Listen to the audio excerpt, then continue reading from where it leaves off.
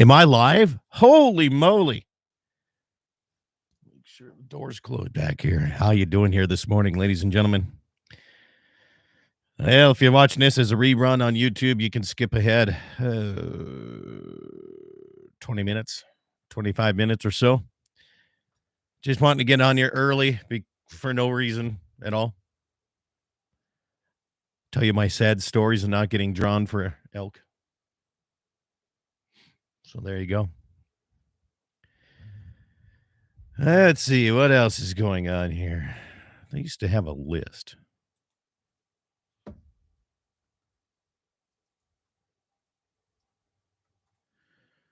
See if they have that. Nope. Womp, womp, womp. Morning, Waylon. Did you get drawn for any of the big three?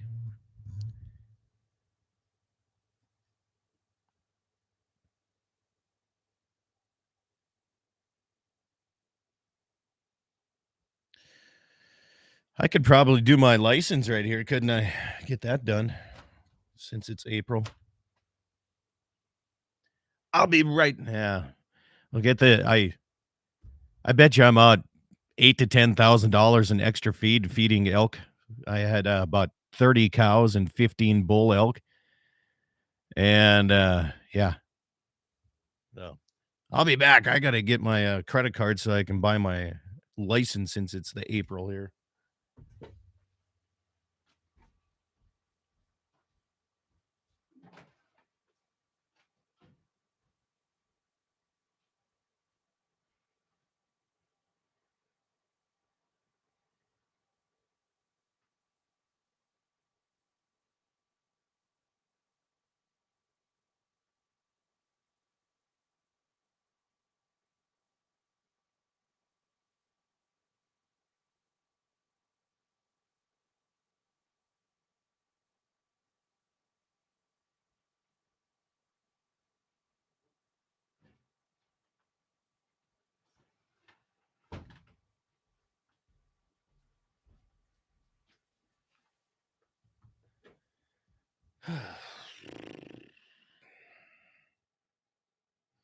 Morning, Wayne Muth. Oh boy. Yeah, let's see here. Let's log into the fishing game.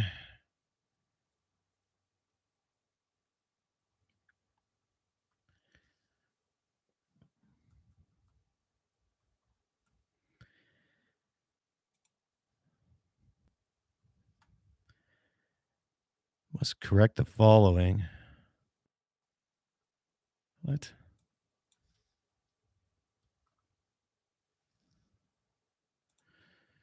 What did I do wrong? Let's do that. There, I'm in. All right. Let's get our licenses bought here for the year. Wish they'd just do it in January. No current license. Let's purchase a license. Am I a U.S. citizen? Pretty sure. Am I a resident? I'm pretty sure of that.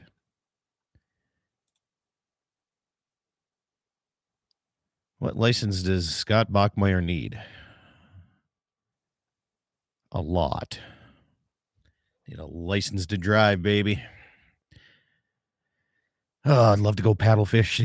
Wish it wasn't during calving and branding season. Just got done checking cows. No baby's going to eat breakfast and watch you. All right, Dave from Minnesota. Sounds good. Morning, Karen. Well, bright-eyed. I hope you don't have a bushy tail yet. Let's see here. Combination license. I don't need a taxidermist. Need licenses? Huh. There you go. All right, let's continue on. What else do I need? Do you plan to hunt doves, duck, geese, snipe, woodcock, crane, swans, coots? Sure. Better cover myself, right?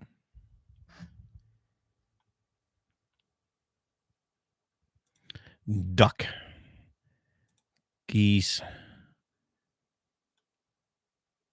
doves, coots or snipe? By golly, we haven't been snipe hunting since I've been in high school.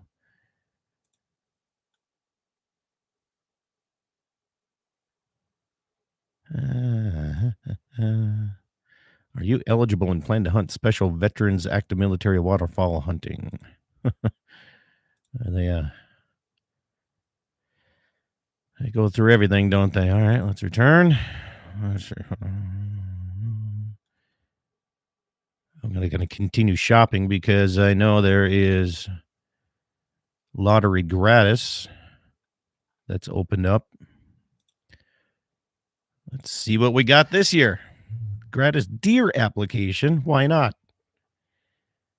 Is any of the land in an LLC trust? I don't know why they need to know that. Include land you lease. Yep. Transfer eligibility. Nope.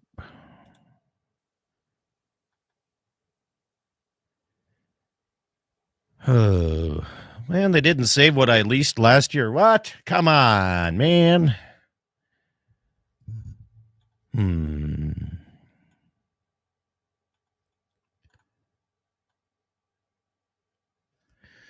I don't even know if I have that written down or not. Let's check the Bible of my notebook here from last year. All the lease land. Let's see.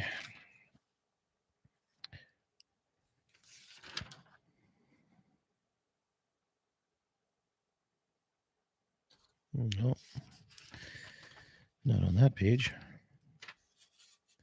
Get a taxidermy license, start mounting elk. Yeah. Can't believe I didn't get drawn. I put in for the landowner tag, and still didn't get drawn. Feeding them son of a guns all the time.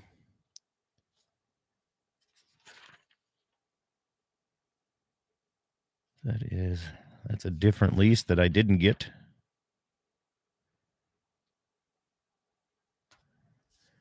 That is not right.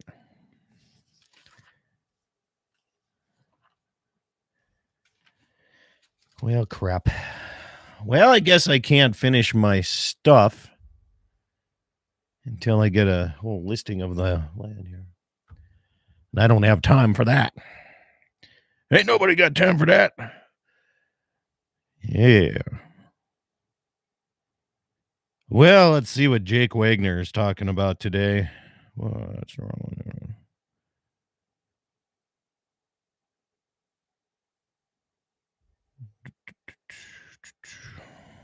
See if he's up. I think he had a late night last night.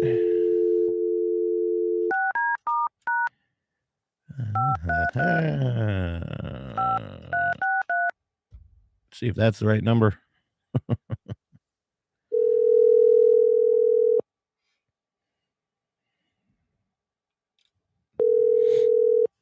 Hello. Morning, Jake. Morning. Live on YouTube before we go on the radio here for about 10 minutes, 11 minutes. Okay. Just so you know, all of our fans are watching on the YouTube, the pregame show, as we call it. So there you go. Yep. How'd everything go last night? Oh, it went pretty good, I guess. Big fish fry? Had a good crowd. Yep, had a good crowd. Good. Cooked a lot of fish. Where did the fish come from in the Baker area? Because I don't think the Baker Lake has that many, do they? They buy a lot of it, and then I supply some of it. So, okay. Where does it get to a point, Jake, where you're helping the community to the point where it's like, I cannot afford to help the community this much anymore? I don't know. I was asked that question, for donating stuff, and I try to help out as much as I can, But yeah, it's to a point where it's pretty spendy sometimes. It's the community itself isn't so bad. It's the ones calling on the phone for every little thing there is. Those are the ones that I do not do. Yeah. But if it's community driven and it's something that needs to be done, then I don't have a problem. But Sure. it might not be quite as you know, as much or as fancy of a prize as I've done donated in the past. But I try, you know, we always try to do something. That I agree with. Have you taken your morning ivermectin shot yet? Oh, not really. I was actually thinking I should go back to sleep and, you know, Easy now. let you wonder. Let me wonder. I wonder all the time. I'm a little bit on the sleep deprived for the calving for the last 2 weeks has started for me. So Yeah. Well, that's what you got the hired man for. where's that at? Don't all you rich ranchers have a hired man or two? So you missed out on a couple things. One, rich. I don't think you can put ranchers and rich together very often. There might be some of them out there. But no, I do not. I did luck out this year, though. Well, kind of, sort of. There's a lady that is doing day help. So a couple auctions that I have coming up, or that I have did. I did the state fur auction, which was that was tough. But anyway, she's been kind of watching heifers for me. I see. But still expensive, you know. I drive all the way to Bismarck to do the state fur auction and pretty much give her half of the money that I made, and then gas pumps the other money. Right. So there you go. Waylon Turnus, my cup is done. Well, my ivermectin cup is done. Good. I'll be going through next Thursday for an auction in steel, Waylon. So try to line that up. Dave from Minnesota, done checking cows for the morning, no babies. Going to eat breakfast and watch your show. So we got Minnesota people watching. Thanks, Dave.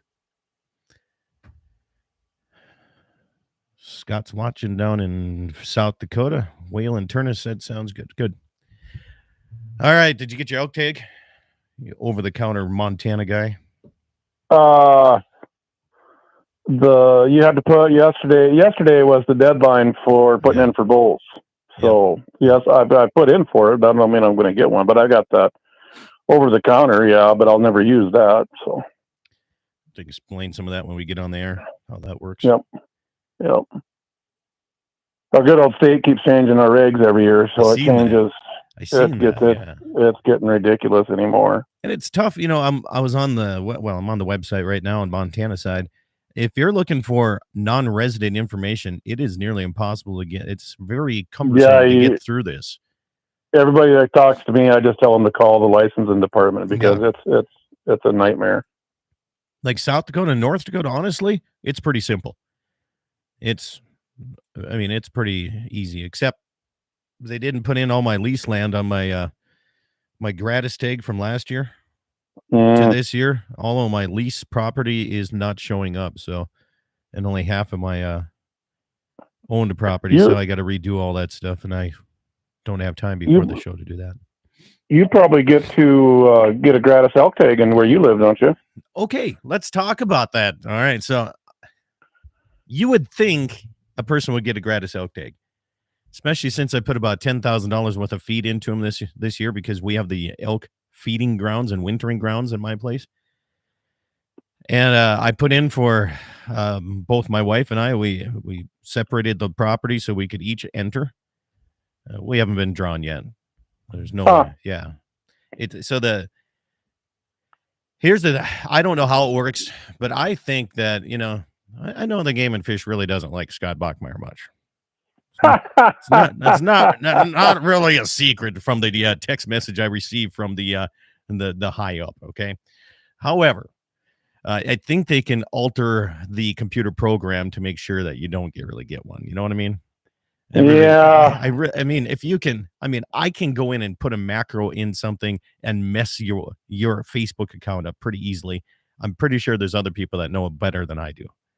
We were sheep hunting one time, you know, and I'm at that time I was probably like 42 years old, 43 years old, something like that.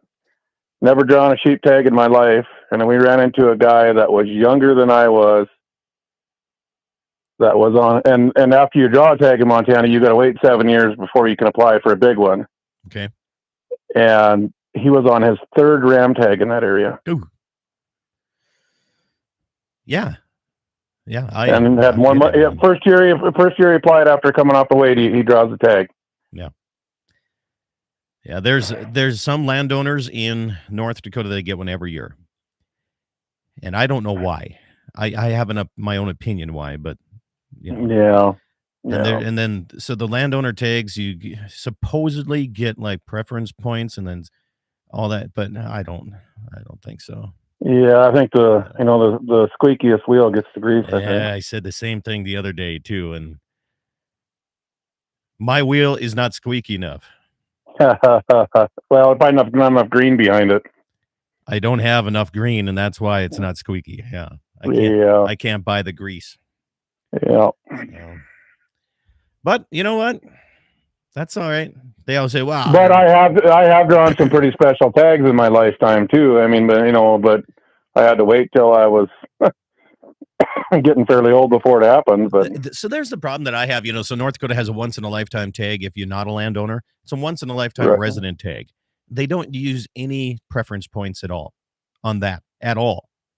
So you could be entering for 50 years and be 80 years old and never have a better chance than anybody else has gotten one.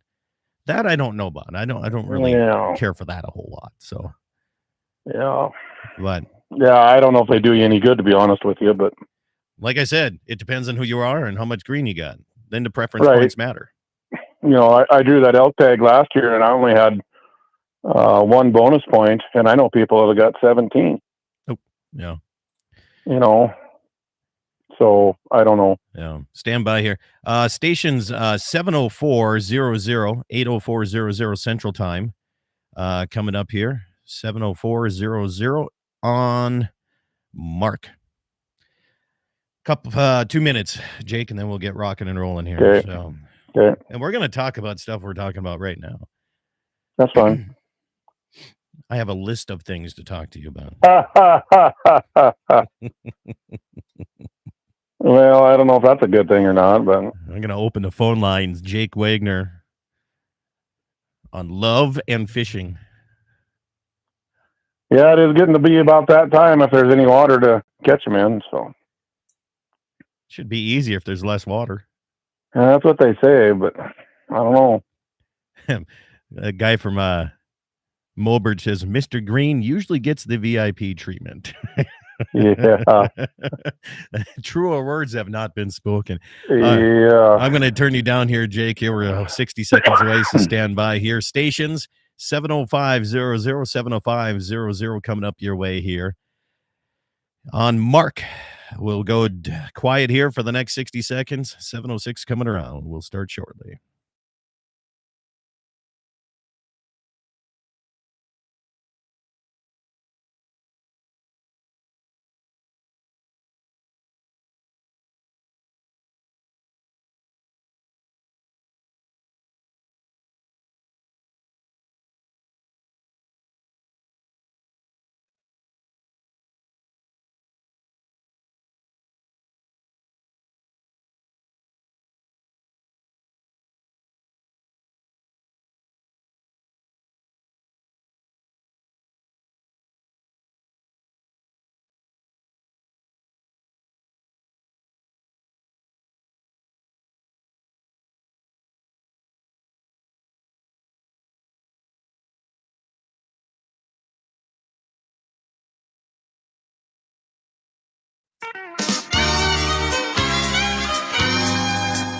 Good morning, everybody, and welcome to the Saturday edition of Dakota Prairie Outdoors. All across the Dakota Territory, 6 states, 2 Canadian provinces, and big thanks to all the stations playing here, KGFX in Pierre, South Dakota, KOLY, Bright-Eyed, Bushy-Tailed in Mulbert, South Dakota, K-Fire 550, the voice of the Northern Plains, Bismarck, Mandan, KCJB, where I got my original start in radio. My very first radio job, actual paying job, was at KCJB in Minot, and KLTC Dickinson, the voice of the West, on the Badlands side of things. Good to have you along here this morning. I'm Scott Bachmeyer, your host. Well, it looks like it's going to be a pretty beautiful day here this morning, and I just want to give a shout out.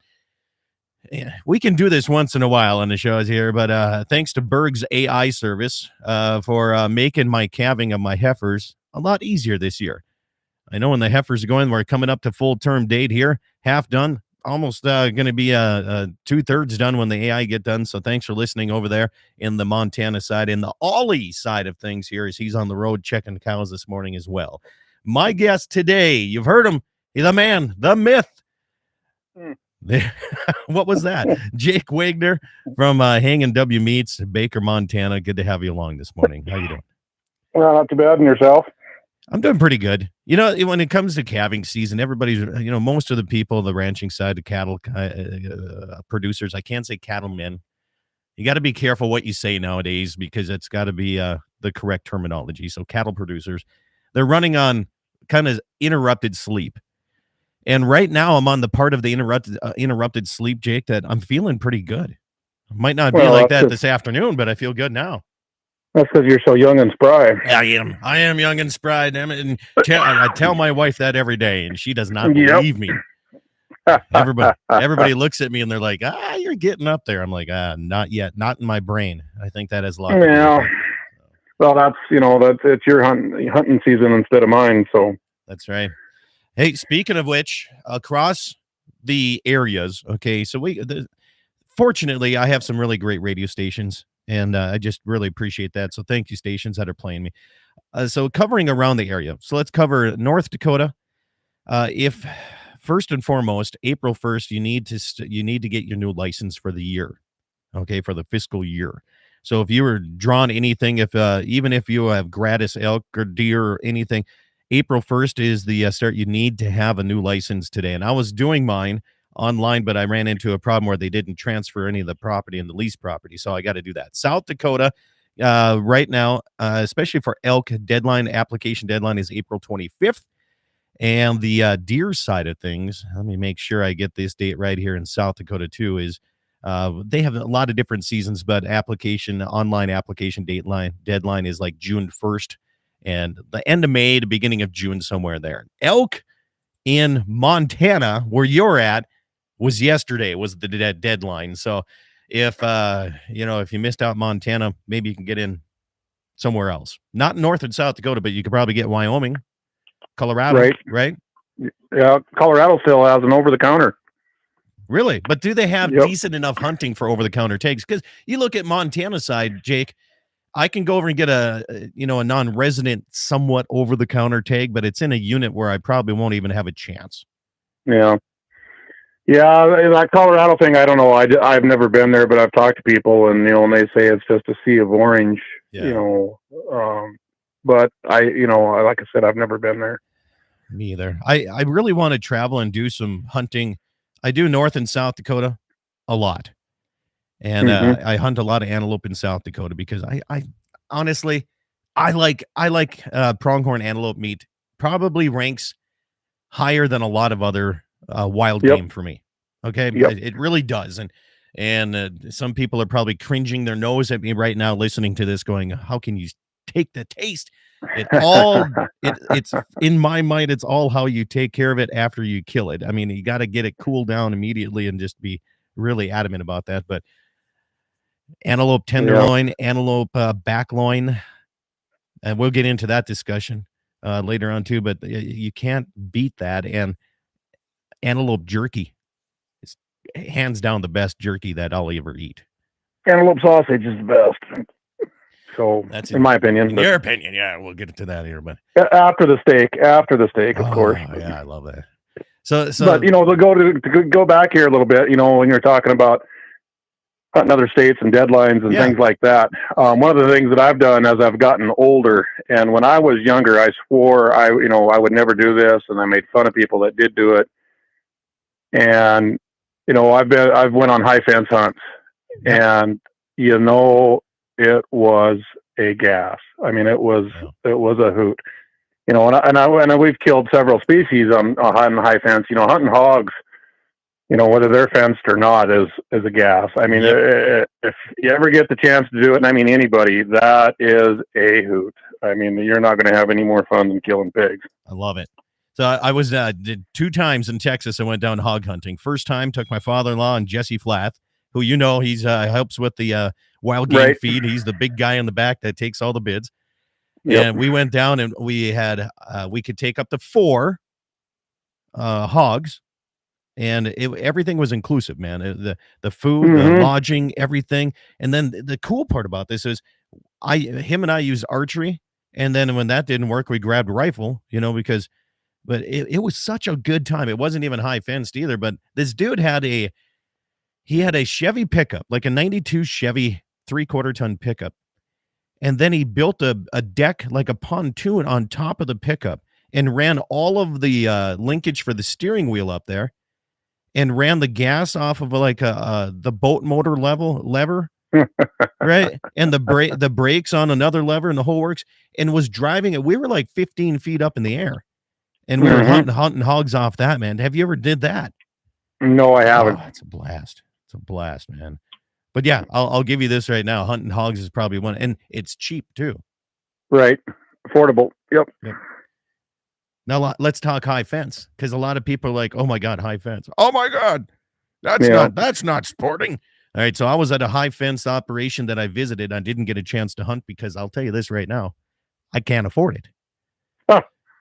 All right, I mean, this guy raises probably some of the biggest deer that you'll ever see, typical whitetail deer. Right, and I got a text message. He said, "I just tuned in as you were mentioning Jesse. Did you say he's the big dumb guy in the back taking bids?" I did not say that, Daryl. Come on now. But anyway, so this whitetail ranch, so-called high fence, which it was, right, 3,000 acres in very, very dense mesquite. Yep. And I mean, it was heavy and thick. And so was that Texas then? Yeah, it was still Texas. Yeah. Okay. Yeah. So I'm sure I actually did a high fence. I did a high fence whitetail hunt last fall in Minnesota. Really? Well, they got a lot of trees and cover too. It was, yeah. You're not, they're not eating grain from, a bucket in the middle of a flat. I mean, and they know they're being hunted. I mean, they're not stupid. And it's not easy, and you don't get your pick, and things like that. I mean, where we went anyway, some places you get your pick. Yeah. We had high fence elk hunts for the game feed last year, and I was at every one of those high fence elk hunts, and it was the same scenario. It was pretty near dark before they ever even got a shot. Yeah. Jake, keep that in mind. We'll continue talking this because it's always a topic for discussion here. We're up against our first break. Dakota Prairie Outdoors Saturday edition continues here all across the Dakota Territory, 6 states, 2 Canadian provinces, and all across YouTube. Back after these messages.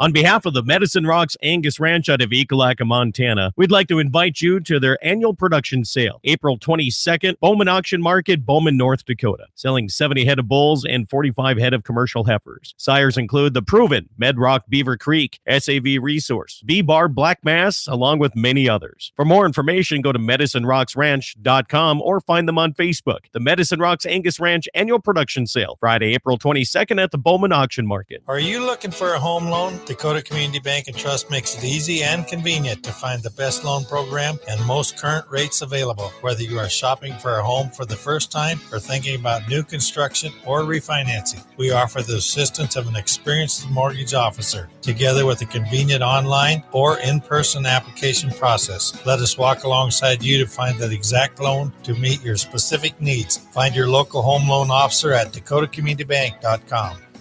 Cattle producers, if you need top quality bulls that are sure-footed and cover females, you need to be in the seats for the Lee Angus Ranch production sale, Wednesday, April 13th, 1 p.m. at the Bowman Auction Market, selling 44 performance-tested registered yearling Angus bulls. Sires like Sitz Stellar, KG Justified, and HA Prime Cut. Videos can be viewed at DV Auction or LeeAngusRanch.com. Add growth and length to your calves while keeping the calving ease. Lee Angus Ranch Annual Bull Sale, Wednesday, April 13th at the Bowman Auction Market. It's every American's right to bear arms. At Mandan Sporting Goods, we're here to help you support your Second Amendment rights, which reads, a well-regulated militia being necessary to the security of a free state, the right of the people to keep and bear arms shall not be infringed.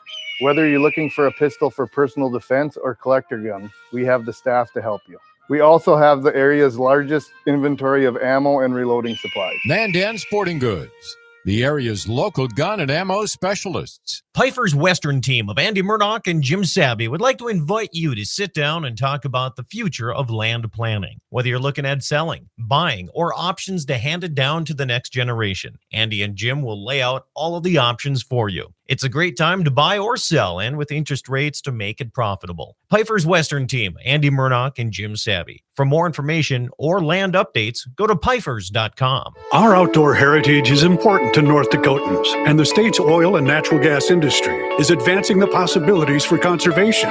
The North Dakota Outdoor Heritage Fund receives up to $40 million per biennium from oil and natural gas taxes. The industry is reclaiming land for future generations, and it's developing our state's natural resources in harmony with our great outdoors and wildlife. North Dakota Oil and Natural Gas, advancing the possibilities. Brought to you by the North Dakota Petroleum Foundation. MoPro Guide Service, the best on Lake Oahe. Brent and his staff will give you the most enjoyable fishing experience, always having the latest in electronics, gear, and the most comfortable Lund boat on the water. Fish with somebody who lives in Mobridge, South Dakota, the heart of Lake Oahe. If you need a place to stay, the Mo-Rest Motel has newly updated rooms with free internet, a family-owned and operated business. Go to OaheWalleyes.com. That's OAHE Walleyes.com for the best fishing experience Lake Oahe has to offer. Rockin' 7W has all the panels you need. Freestanding panels, windbreak panels, feeder panels, and the original protester panel. If you don't know what that is, it's a sort panel that makes sorting calves from a cow a breeze. You can do it in a fraction of time with just one person on foot or horseback. You can custom order sizes to fit your current operation, or you can start from scratch. Rockin' 7W also does trailer repair on any size trailers, mobile welding, and custom cattle hauling. Call Justin at Rockin' 7W at 701-206-1030. That's 701-206-1030. Rockin' 7W, the farmer and rancher's go-to guy. Pfeiffer's Western team of Andy Murdoch and Jim Sabby would like to invite you to sit down and talk about the future of land planning. Whether you're looking at selling, buying, or options to hand it down to the next generation, Andy and Jim will lay out all of the options for you. It's a great time to buy or sell, and with interest rates to make it profitable. Pfeiffer's Western team, Andy Murdoch and Jim Sabby. For more information or land updates, go to Pfeiffer's.com. On that road, but don't you worry, one day I'll settle down. And when that time comes, I hope you're still around. I hope you're still around. I hope you're still around. I hope you're still around. Welcome back, everybody. Dakota Prairie Outdoors Saturday edition. Music right there from Benny Paulson's Breaking 8 Band. You can find them on iTunes and any of the music sharing services. Just look for Breaking 80. I appreciate them letting me use their music. Jake Wagner from Hangin' W Meats, Baker, Montana, is my guest here as we continue talking. Let's continue on with the high fence thing just for a little bit more here, Jake, because we were discussing some of the things. You saw we auctioned a few of those off, maybe raffled them off on your big game feed that we had. Have they done those? Have they been on those hunts yet? Yeah, all the elk were done. All the elk were done within a week, I believe. Okay. And there was 2 cows and a bull. And of course, I volunteered my services because of transportation. Yeah. So I went down there and broke them apart, caped them if they needed to be caped, and then broke them apart and made them legal for transport. And I ended up cutting them all up too. But the elk are done, and the whitetail hunt in Minnesota, he's going to do in September.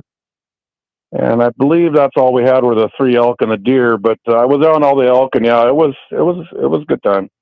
So here's the only thing I have that I would like to see different between high fence versus well, it's kind of hard to say is do it yourself, because seriously, some high fence hunts are pretty impossible to get a good deer or an elk.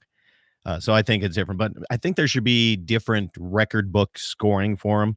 I think there should be a record book for, and I know there are a lot of, here's where the people are going to be texting me, right, and being mad at me.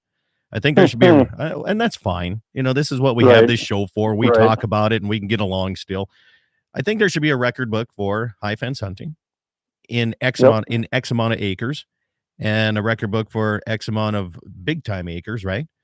And then I also think there should be a spot and stock record book versus a sit in a blind record book.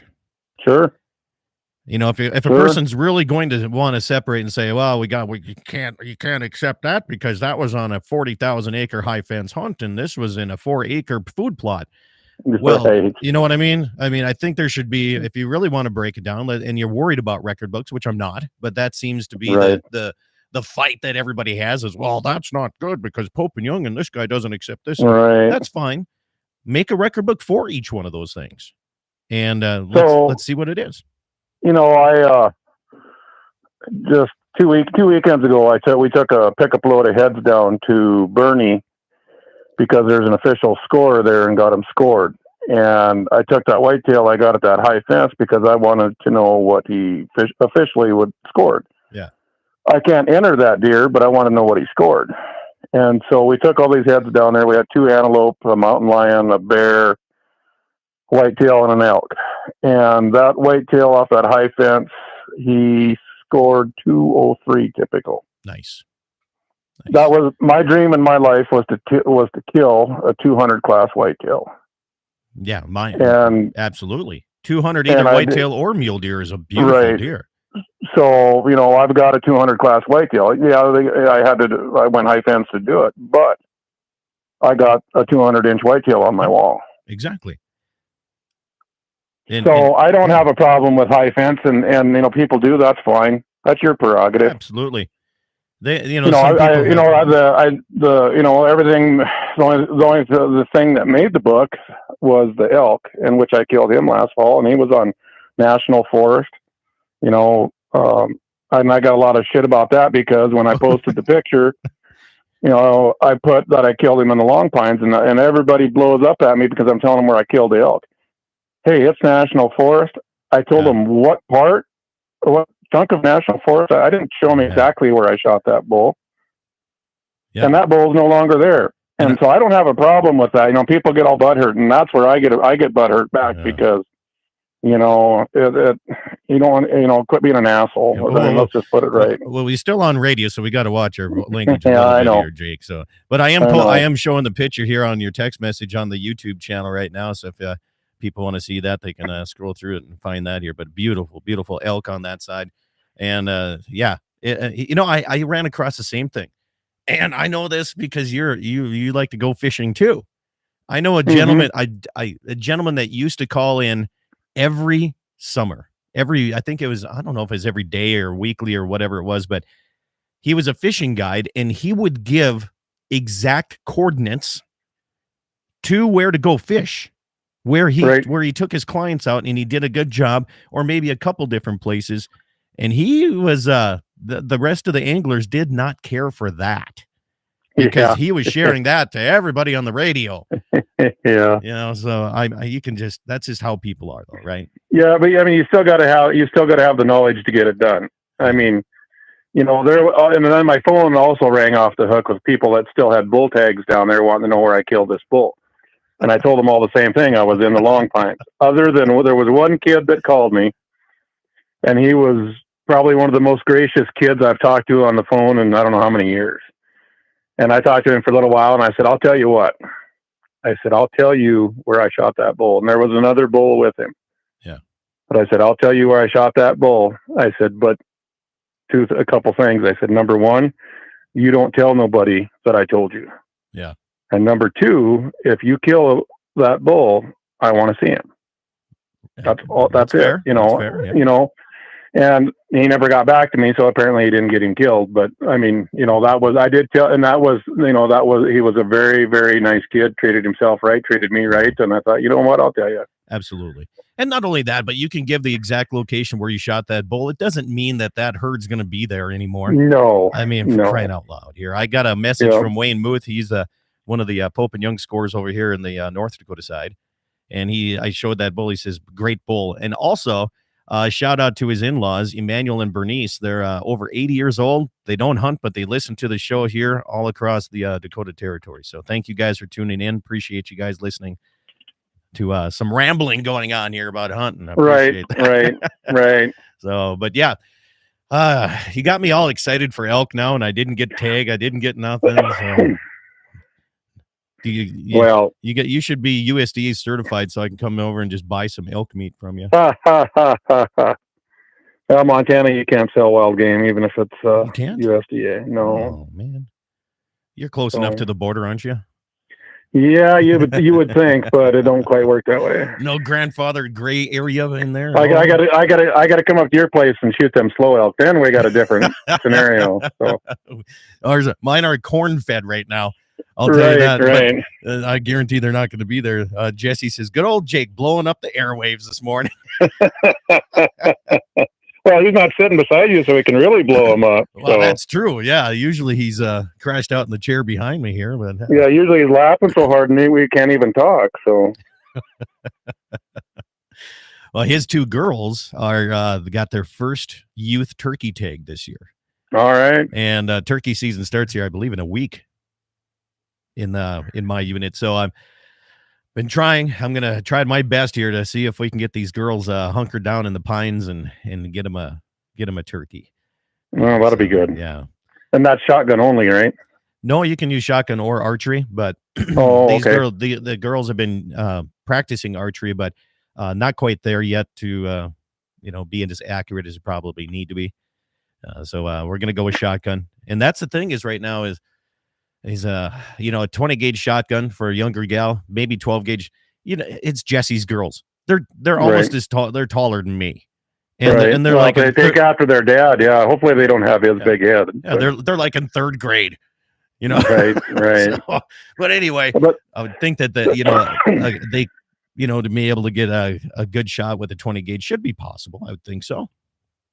Yeah. So I would think. Yeah, you only need one BB. Turkeys. That's right. Hit them in the head, they're done. Yeah, I got some messages coming in, and folks want to do that. You can either find me via social media on my Facebook Messenger. I got one there. I'm on YouTube Live. You can message me that way. My cell number, if you want to text me, is 701-425-6651. Or if you'd like to call in and talk live on the radio, 888-932-5682. Toll free number 888-932-5682. And we'll be more than happy to take your calls here. Well, we're up against the half-hour break here. We're going to come back here. Jake, stay with me here. We'll be back with more Dakota Prairie Outdoors as we continue the second half, and we're going to get a German sausage recipe and see how that goes here. And we're going to determine on what actually makes German sausage. And maybe even talk about backstraps, because I don't call them that. I call them backloins. We'll see what the main man, the butcher himself, what the true form is. Coming up your way next on Dakota Prairie Outdoors after these.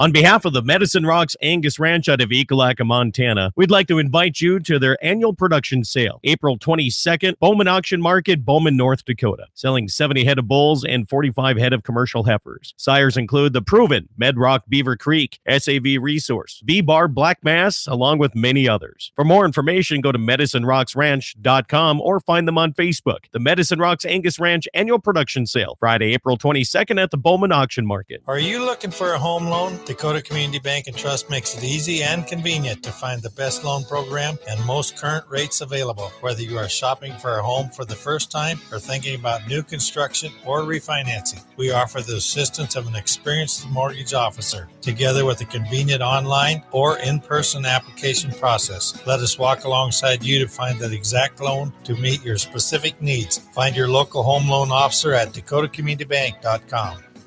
Cattle producers, if you need top quality bulls that are sure-footed and cover females, you need to be in the seats for the Lee Angus Ranch production sale, Wednesday, April 13th, 1 p.m. at the Bowman Auction Market, selling 44 performance-tested registered yearling Angus bulls. Sires like Sitz Stellar, KG Justified, and HA Prime Cut. Videos can be viewed at DV Auction or LeeAngusRanch.com. Add growth and length to your calves while keeping the calving ease. Lee Angus Ranch Annual Bull Sale, Wednesday, April 13th at the Bowman Auction Market. It's every American's right to bear arms. At Mandan Sporting Goods, we're here to help you support your Second Amendment rights, which reads, a well-regulated militia being necessary to the security of a free state, the right of the people to keep and bear arms shall not be infringed.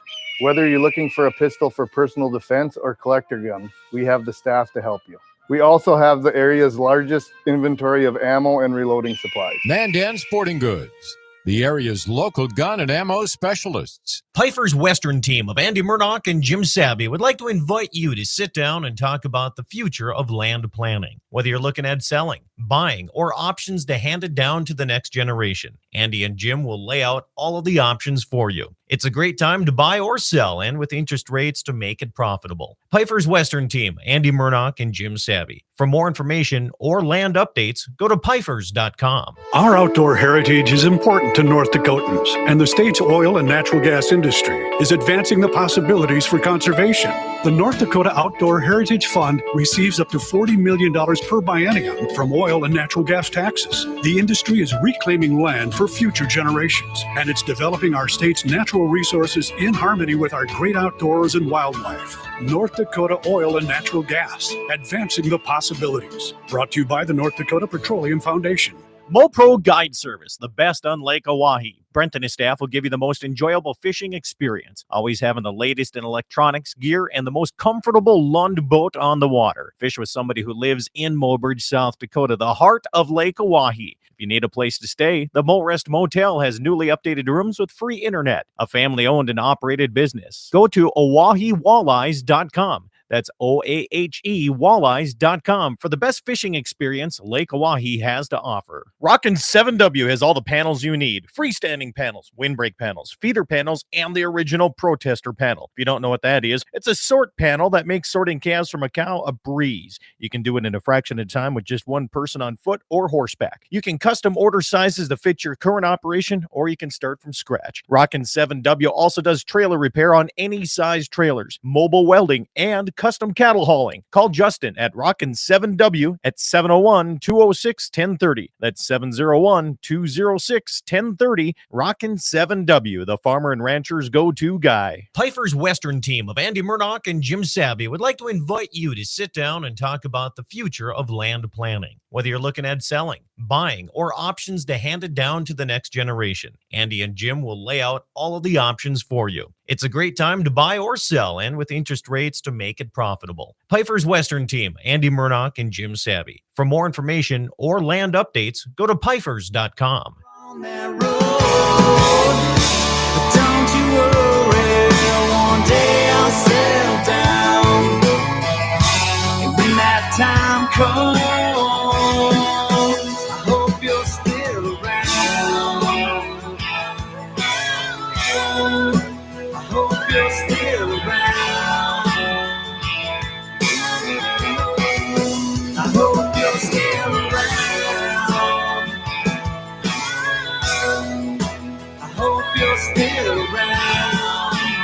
Welcome back, everybody, to Dakota Prairie Outdoors Saturday edition. Good to have you along here on a Saturday morning, April 2nd. You know, Jake Wagner, my guest here from Hangin' W Meats in Baker. Here's one thing that's pretty rare, but you'll find it here with my program. And I'm going to do it as long as I can. And it keeps me out of trouble, Jake. That's hard to believe. Yeah, I can still find trouble.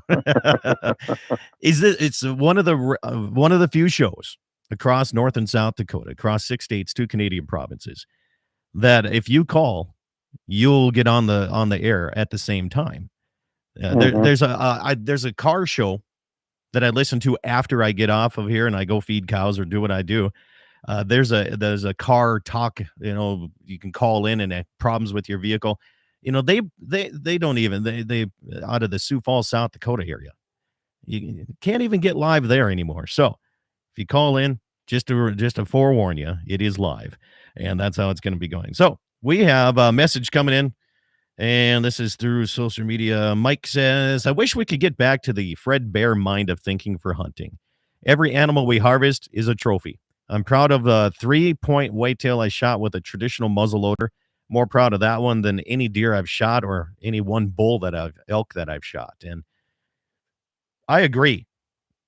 Mm-hmm. What's a trophy mean to you? You know what I mean? Mm-hmm. I mean, I could go cow elk hunting, but if I had to put 20 miles on sneaking up to this thing with my bow and, just every single chance you think you had it and you finally end the day right at sunset and you got a nice shot, that would be a trophy for me. Yep. Yeah. All depends on. Yeah. Or, one of my biggest things that I like to do, and I've done a lot of it, is take a kid out for the first time and they knock one over. It's not going to be a monster. Never is. But that kid will never forget that deer or antelope or elk, whatever it is, for the rest of their life. Yeah. Or turkey, hopefully. That's what I'm trying to do with right. the two girls. Turkeys turkey too. Yep. I remember the first bird I ever killed as clear as day, Yeah. So I get a kick out of taking people out. There's no doubt. So as a butcher, backstrap or back loin, now here's the thing. I understand that everybody calls them backstraps on deer. I get it. Mm-hmm. But it's technically incorrect.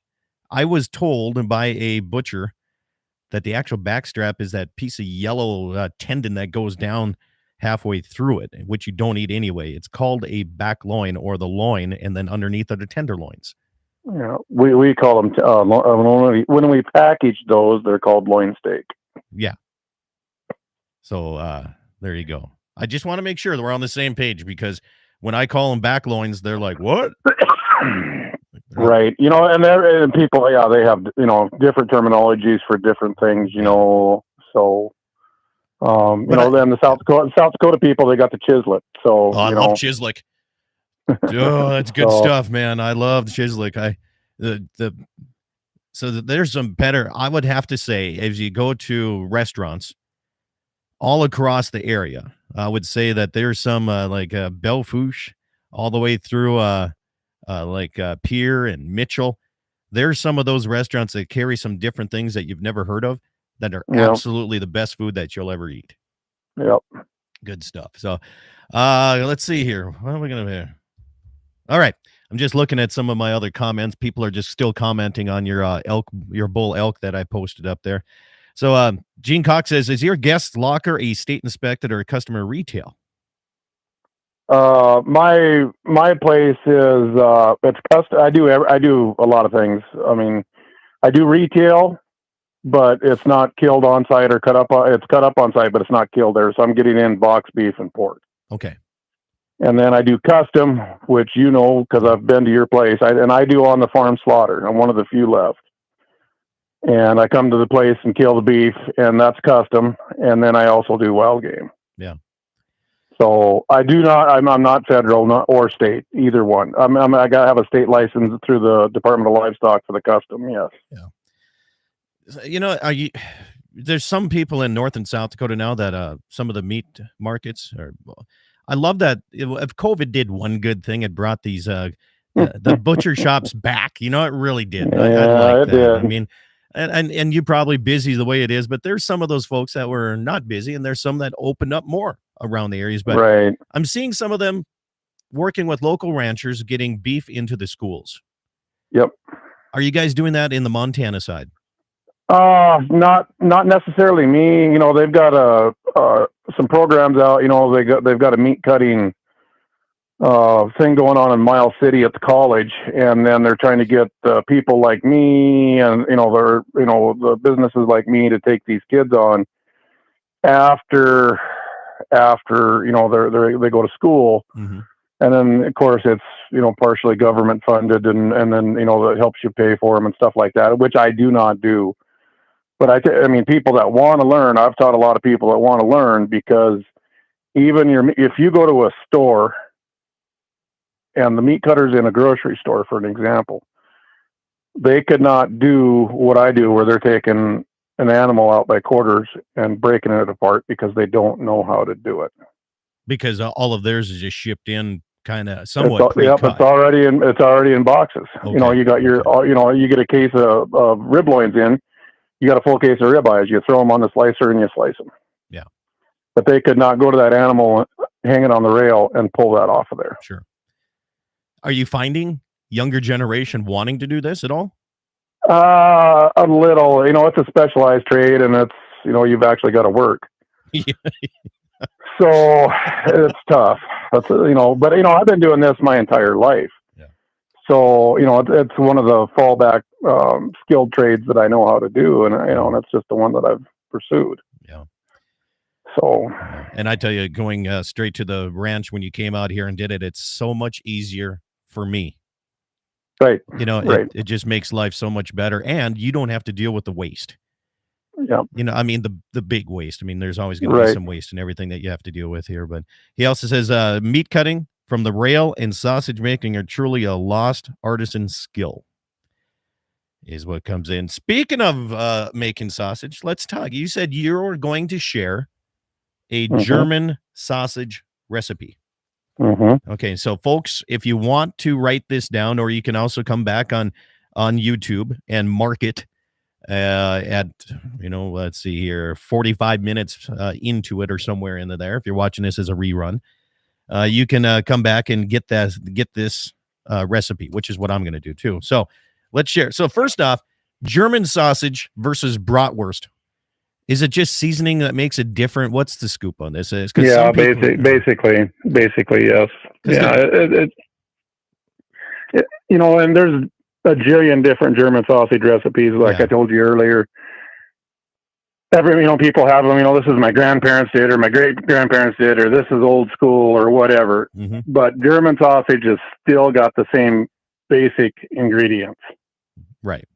There's other things you can add, you know, and people think that, you know, they've done it their entire lives and they're 90 years old, that, you know, you have to have that in there. Well, you necessarily don't, because it does absolutely nothing for it. But it's a mindset thing. Yeah. So, and I've been making this particular German sausage for 30 years.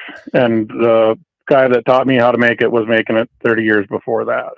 Okay. So does it matter what meats you use, if you're using pork and beef or pork and venison or straight of anything? I mean, does it matter? That's a whole different talk show, but yes, it does matter. So the recipe you're giving is, what meats are we using?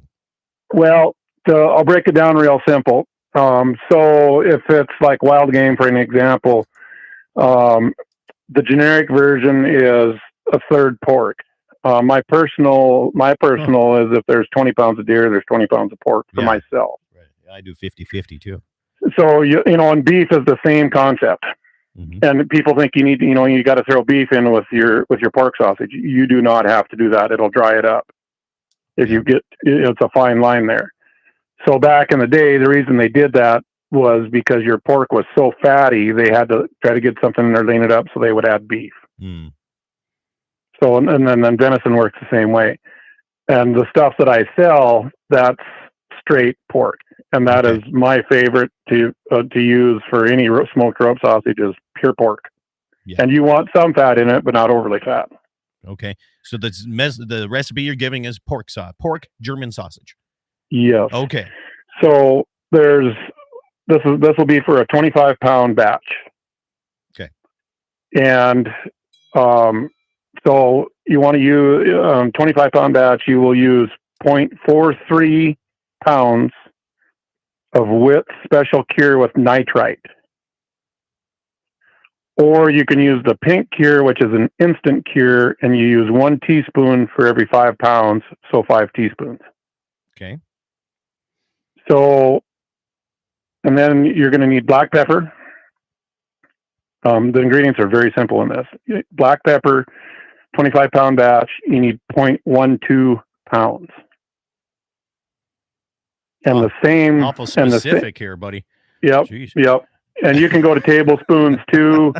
5 tablespoons of pepper. And you can add more or less if you want more or less pepper. Sure.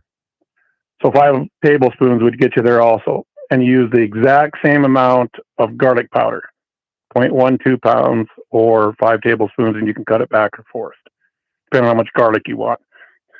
So when you see German sausage, that is German sausage. It's garlic and pepper. Yeah. Yep. Which is awesome, by the way. Right. When some people say, oh, you got to use real garlic and you got to boil it and you got to squeeze it, you're not, it's going to be the same. Yeah. It's how potent you want it. And garlic powder is the most potent form of garlic you can use. So if you don't like, and which I don't like a lot of garlic, I cut it back. But that 0.12 is about perfect, and it'll be a good mild sausage. And then you throw that in with your meat before you grind it. Mix it up, run it through your grinder, throw it back in the grinder, remix it, grind it again. What number of grinds are you doing here? I use a coarse grind. Some people use a fine grind. It don't matter what size plate you're using, you're still going to run it through twice. Okay, so you could start with like a 4 and drop down to a 2? Right. Okay. Exactly. Okay. Exactly. And then it all depends on what your personal preference is. Sure. And then after you get it ground, then you put it back in your pan. And this is with any sausage. And if you want to get a good take on any of your sausage, then you put it in your pan and you put it in and cover it. Put it in your fridge or your cooler and let it sit for a day or 2 days. And then it'll get a real wet feeling on top of it. It's called a dew. And when you get that dew on there, then you know you're going to have good sausage. Mm. Then you pull it out and then you stuff it into your casings, hog casings. And then you can have it fresh or you can smoke it. Yeah. And you've got your German sausage. It's very simple, very easy. And like I said, there's a jillion variations, but German sausage is pepper and garlic. Yeah. I got a text message that says a German sausage is made by Germans. That's why it's German sausage. Take a guess. Can take a guess. Yeah. But I have ancestors that are German, so I can do that. Right. That's right. Yeah. That's probably, I would say, 90% of North Dakota. There's quite a few Norwegians around too, I think. Right. And it's all the same. There's different names for different sausages, and a lot of them are still the same base, which is garlic and pepper. Yeah. And that also includes your bratwurst. That also has that in its base. So what's the difference in brat? What would be the difference between? Well, brat, number one, are a fresh sausage. Okay. They're a fresh sausage. And there's really not, a difference between that and German, other than German is, traditionally smoked and brats are not. Okay. So, and I have my own brat recipe. I don't know if you've had them yet or not, but I have it's my own recipe, and that's another one down the road. Maybe someday I'll let loose with, but at this point in time, I'm not going to. But I make literally tons upon tons upon tons of brats, and it's my own recipe. I still have to bring my stuff over to you, so I'm gonna have a lot of this stuff made for you. Or you're gonna make it for me, I guess you'd say. But so what's the difference? I mean, if you do wild game, is there like you don't have to get into it so much here, but is there different seasonings? Is what you would use, or well, because of the wild game taste? Wild game, like when you make German, for example, out of wild game, you can go with more pepper and garlic because it's a stouter flavor. And so in order to get that same punch as you would out of the pork, where pork is mild, you'd have to have more seasoning, yes. But I don't, but you can and get away with it very easy. Wild game, it takes, seasoning fairly hard. So you can add more. Guy message says the word sausage is derived from Latin, loosely translated, meaning we need to do something with these lousy hunks of meat. Grind them Same up. Same as hamburger. Same with hamburger. Absolutely. Yeah. Look at what they do with it before we had grinders. They chopped it up with a cleaver and made chili. Yeah. So got a message here from a neighbor down south here. Ryan says everything Jake makes is good. This is the same guy that didn't like hot dogs until he had yours. That's the guy right there. So I think I know what you're talking about. I even gave one of those packages away the other day. We had a meeting about this transmission line that's coming across this area, and at my shop here, and I gave a package. This guy was talking about hot dogs, and his kids only eat one kind of hot dog, so I gave him a batch of yours. So haven't heard back from him yet, but yeah. I got a quick story here. The other day, I had an elderly couple, and they killed their own beef and brought it into me, and they've done it for years. And we were talking, and hot dogs come up, and and she kind of gave me a funny look, and I said, "Oh, she was wanting to get some bologna from me. I wonder if I had any bologna." And I said, "Yeah, I do." And so I had my wife go get a package of bologna to give to him. And I said, "I'll give you some hot dogs too." And I said, "You can take them home and try them for supper." I said, "These aren't your traditional hot dogs, and they're really, really good." And she looked at me kind of funny, and she goes, "Well," she goes, "we killed that beef this morning." And she goes, "When you do that, you need to have liver for supper." And I said, "Well, you can take that liver and feed it to the cats and eat the hot dogs." I agree with you. There's a lot of people that like that. All right, couple quick questions. People are messaging in real. First, Wayne says, "Can you buy Jake sausage any other place besides his shop?" No. Okay, so you got to be Wayne. Come down, visit. We'll make a run over there. Jamie says, "Should casings have water run through them before stuffing? We have this debate every year when we make sausage. I prefer to rinse them." Yes, you should have them soaking, preferably in warm water, and then you open the end of the hog casing up and you cycle a little bit of water into it, and then you can go right onto the tube with it because of the salt that's in it. Depending on the casings you get, some are really salty and some are, but personally I buy the high-end ones, and they're on a sleeve, and then you got to actually pull them apart, but you will not have any tangles either. So, yeah, but you want them in warm water. Yeah. And the guy says, in the days long ago, he says home butchering meant meat was usually canned. Right. That's how my mom was doing it. She jarred on his candle a lot of that stuff. And Gene says, if I'm ever through that part of the world, I have to stop by. Where is your place at? Right on Main Street in Baker, Montana, but you got to come through the alley. I'm on the south end of Maine. So I'm not hard to find. It's a great big red building, and I'm in the back of it. So. Daryl asked, does he make hot dogs emulsified, or are they wieners, coarse ground? They're coarse ground. So they're wieners. Yep. According to him. Okay. So, all right. Well, those are all the messages I got right here. To go back to the canning thing, I canned 2 cows this winter. Did you really? Yeah, I did. I'm telling you, people need to know this. Wayland says, my folks still can sausage here. Yeah, I mean, that's kind of an older generation thing, but it's really good here. But anyway, coming up to the end of the program here, Jake, if people have questions, they want to contact you. Maybe they have ideas of, maybe they even have some stuff they want you to, kind of make, like for me. I perfectly capable of making my own sausage, but you know what? I'm going to take it over to you because all of your different, you have the equipment to make different things, and that's what I want. So how do they get in contact with you if you'd like to? Well, it's pretty easy. My shop number is 406-778-2181. I have a machine there. Obviously I'm not there all the time, but you can leave a message and I'll get back to you. It might be a day or two, but I'll get back to you. And you can, if you want to, run off a cell phone, you can either call me or text me too. And my cell is 406-978-2718. And during the summer, you can find him on Lake Sakakawea. He's usually got the 42-foot yacht boat. And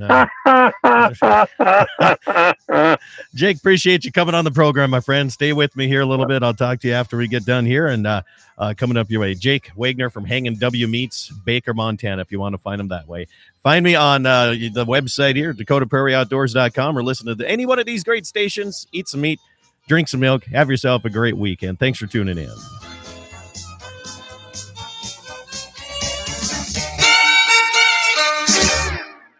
All right, stations, thank you so much. Jake, question came in at the end here. Wayland wants to know, can you ship any of your product? Would you be able to do that? I can, but in this day and age, it's so expensive. It gets quite pricey. Yeah. Wayland, tell me what you want. I'll go and grab it, and when I meet up and get my ivermectin cup, we'll do a swap. So and I do deliver to certain people at certain times too. So I was in Minneapolis this spring and Nevada this spring. Yeah, well, I'm telling you right now, if you wanted to do social media, hey, guess what? This is my route. What do you guys want? I'll deliver it to you on my way through. That's kind of a big thing anymore, especially with fuel prices the way they are. It is. Yeah. Well, hey, man, I better get my rest of my day going here. I got a heifer that looks like she's starting here, so I better go watch her. Yeah, I got to go to the Finger Buttes and look at 6 fats and see if they're ready to kill. Okay. What's the best weight? Ekalaka himself. What's the best weight for your fats that you want? Oh, depends on the frame, but my own personal order in the feedlot right now, I want them between 1350 and 1400. Yeah, that's what I thought too. Yeah. So it all depends on frame, though. I mean, some of those frames, like a Charlet or Simmental frame, you might have to get them, another 400 or 500 pounds. Mm-hmm. But Angus and everything like that's right around 1400. 1350. Yep, 1350 up. And mine are actually a Highlander Hereford Cross. It's an experiment. You need to start doing Wagyu experiments as a need. And they've been locked in at wine races since September. And you're heading to the south one? Well, no, I'm going down to a different guy's place today. Gotcha. Okay. But yeah, he's trying to learn how to fatten beef, and so I've got to go down and babysit him a little bit and make sure that I got him on the right track. Good enough. There was a guy over in Marshall, Minnesota. They have a taffy factory over there. Ooh. And all of the junk taffy that didn't make it for the candy, this rancher was using it. I wouldn't say rancher, more of a cattleman, was taking it and feeding it to his cattle. And it would fatten them up and make a very, very sweet meat out of it. But the problem was the cows got cavities, like lost their teeth after like 2-3 years. I'll be damned. Yeah. It's kind of cool. Yeah. Yeah. Different things, I've seen them use a lot of different things, even on like your pigs, especially. I mean, I've seen people feed pig stuff that I wouldn't even think about, but they do, Yeah. So pigs eat anything. But yeah. Well, thanks for the fun. Yeah, no problem. Thanks for calling me up. Appreciate that a lot. Yep, we'll talk to you later, Scott. See you, Jake. Bye. Bye. You bet. Jake Wagner again. Thanks again, YouTube listeners. Appreciate you guys sticking with me. Subscribe. Tell your friends to subscribe. It'd be a lot of funnier if I could do this on my mobile app and do that all around the area. But I got to reach like a certain amount of people. So keep subscribing. Have a good day. Appreciate you tuning in.